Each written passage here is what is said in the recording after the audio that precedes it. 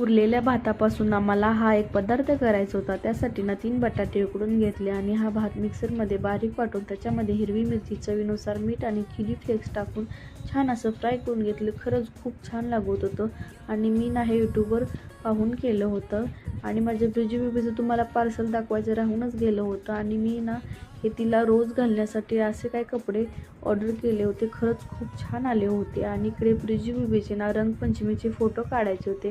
त्यासाठी ना इकडे तयारी सुरू होती आणि फोटो तुम्हाला मी लास्टला दाखवतेच। आणि इकडे कलर खेळण्यासाठी ना हे दोघे रुद्र आणि पियुष मला कलर लावण्यासाठी येत होते। मी पण म्हटलं त्यांच्यासोबत जाऊन थोडीशी मस्ती करावी।